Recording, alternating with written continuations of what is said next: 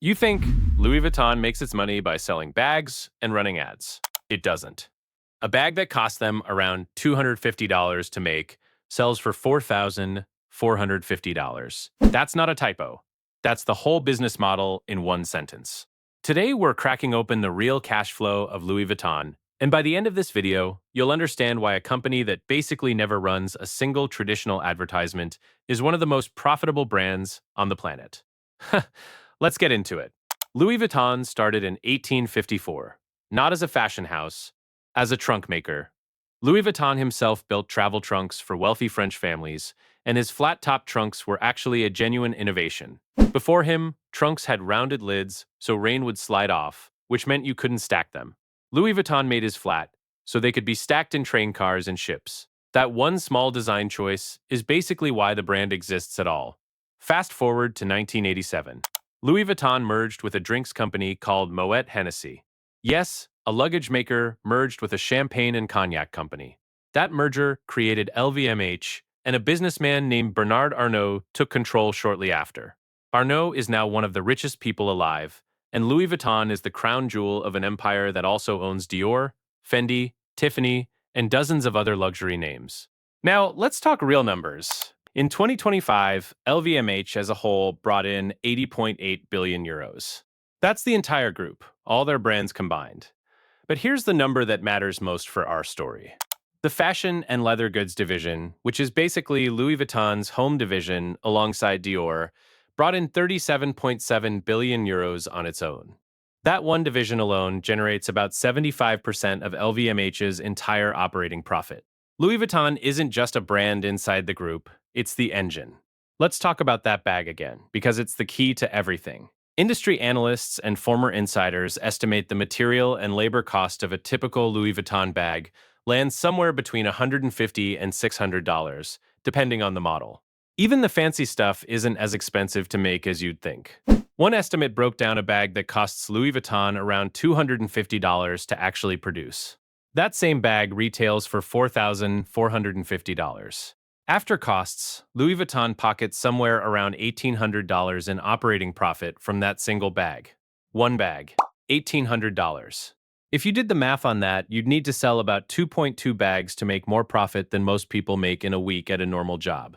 That's the power of the model. So how does a company justify that kind of markup without people revolting? 3 words. Never. Discount. Ever. Louis Vuitton has a strict no discount policy. No seasonal sales. No clearance racks. No flash deals. If a product doesn't sell, they do not mark it down. Ever. This sounds like bad business at first. Why would you rather not sell something than sell it cheaper? Here's the answer. Economists call this a Veblen good. That's a fancy term for a product where raising the price actually increases demand, because the high price itself is part of what people are buying.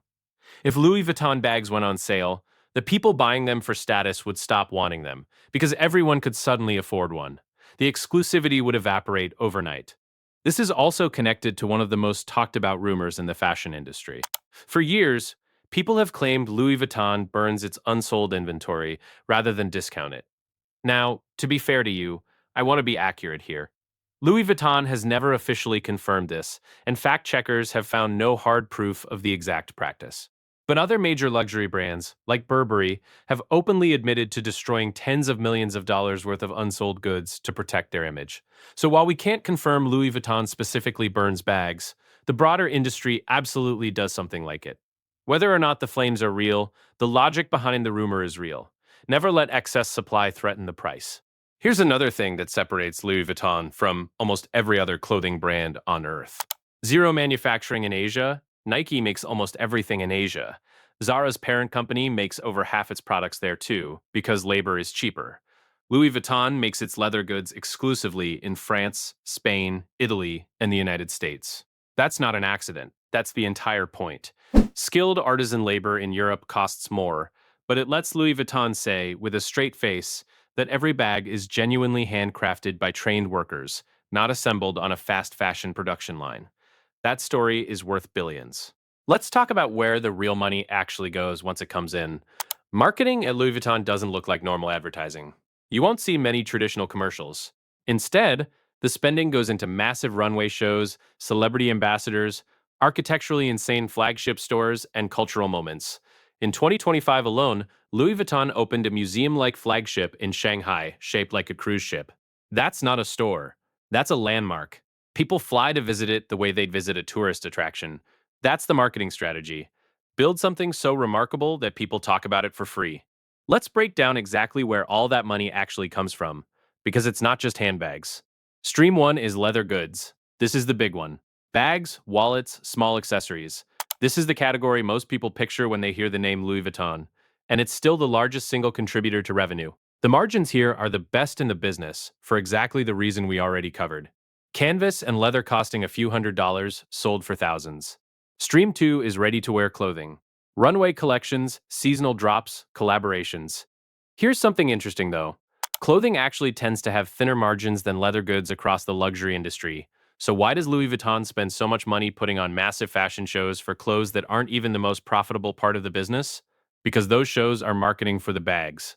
The clothes create buzz, celebrities wear them, photos circulate everywhere, and that attention pulls people back toward the leather goods, which is where the real profit sits. Stream 3 is watches and jewelry, plus a newer category. In 2025, Louis Vuitton actually launched its own beauty line called La Beauté Louis Vuitton. Think about that for a second. A company that started by making travel trunks is now selling lipstick. That's not random. Beauty products are a brilliant way to let far more people own a piece of the brand at a lower price point than a bag, while still keeping the core leather goods business at full untouched prices. Stream 4 is retail experience itself. Louis Vuitton doesn't just sell through department stores like a lot of other brands. It controls almost all of its own retail. That means no middleman taking a cut, no other retailer deciding to discount their products, and complete control over how every single store looks, feels, and sells. That flagship in Shanghai we mentioned isn't an exception. It's part of a deliberate strategy of owning the entire experience from the moment you walk in the door. Now, let's flip to the cost side, because staying this profitable takes real spending. First, there's raw materials. We already talked about crocodile leather at $9 a centimeter, but even the classic canvas material and hardware add up fast at the scale Louis Vuitton operates. Second, there's labor. Skilled artisans in France, Spain, Italy, and the United States cost significantly more than factory workers in lower-cost regions, and Louis Vuitton pays that premium on purpose for every single product. Third, there's real estate. Flagship stores in Paris, Tokyo, New York, and Shanghai sit on some of the most expensive retail real estate on the planet. Rent alone for a single flagship location can run into the millions per year. And Louis Vuitton doesn't skimp on these locations, because the store itself is part of the product experience. Fourth, there's what LVMH calls brand investment. This includes runway shows, ambassador contracts with major celebrities, and cultural activations like museum exhibits and pop-up experiences. Unlike a normal ad campaign that runs for a few weeks and disappears, these investments are built to generate headlines and social media buzz for months at a time, essentially working as free advertising long after the actual event ends. And finally, there's operational overhead across a truly massive global footprint. Across the entire LVMH group, there were 6,283 stores in 2025. Every one of those needs staff, security, utilities, and constant restocking, all while maintaining the exact same luxury standard, whether you're in Paris or a smaller regional flagship. Now, I have to be honest with you, because 2025 wasn't actually a perfect year for LVMH. The fashion and leather goods division saw revenue drop about 8%, and profit from that division fell too. Luxury spending slowed down globally, especially in China and Japan as buyers pulled back. Group-wide operating profit fell 9% to 17.8 billion euros. Even the biggest luxury company on the planet isn't immune to a slowdown. But here's the part that matters. Even with sales down, the operating margin in the fashion and leather goods division still sat around 35%. Most normal retail businesses would kill for a 10% margin in a good year. Louis Vuitton has a bad year and still runs at 35. That's the real lesson hiding inside the tough year. A brand strong enough to charge $4,000 for something that costs $250 to make has so much room built into its pricing that even a rough year still leaves enormous profit on the table.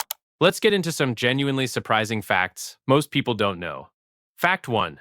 For 1 centimeter of crocodile leather alone, Louis Vuitton pays around $9. A standard 30-centimeter bag needs enough material to add up fast, before a single stitch is even sewn. Fact 2. Louis Vuitton has been the most counterfeited brand in the world for years. One report found the brand accounted for over half of all fake products tested by a major authentication company in a single year. Being copied that much is usually terrible for a brand. For Louis Vuitton, it's basically proof of how desirable the real thing is. Fact 3. Bernard Arnault has, at multiple points, held the title of the richest person alive, briefly passing even the biggest tech billionaires. A trunk maker from 1854 helped build one of the largest personal fortunes in modern history. Fact 4. Louis Vuitton's iconic monogram pattern, the one with the interlocking LV letters, wasn't originally designed to look pretty. It was patented in 1896 specifically to stop counterfeiters. The irony is that the anti-counterfeiting pattern became the most counterfeited pattern in fashion history. Fact 5. Louis Vuitton has held the title of the world's most valuable luxury brand for years running. Not just the most popular. The most valuable, as in, if you tried to calculate what the name itself is worth as an asset, separate from any actual product, it would be worth tens of billions of dollars on its own. That's the power of never diluting a brand with discounts for over a century. Fact 6. There's a French law that actually restricts luxury brands from destroying unsold goods, partly because of all the public backlash around this exact topic. Whether or not Louis Vuitton specifically engaged in destruction before, the industry as a whole is now being forced by regulation to find other solutions, like recycling materials or donating products, instead of quietly making excess inventory disappear. So what can a normal person actually take from all of this? Lesson 1. Price can be part of the product. Most businesses assume lowering price increases sales. Louis Vuitton proves that isn't always true.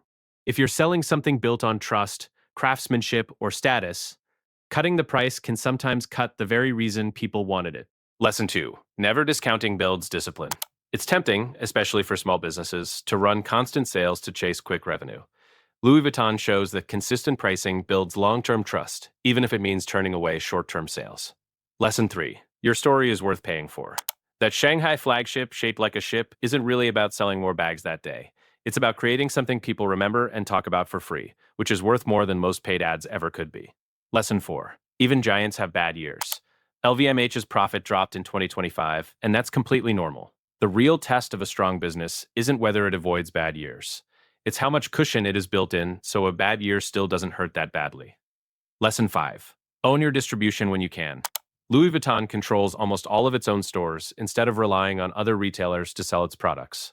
For anyone building a business, even a small one, having direct control over how your product reaches the customer, whether that's your own website, your own shop, or your own channel, gives you pricing power and brand control that you simply don't have when you depend on someone else's platform.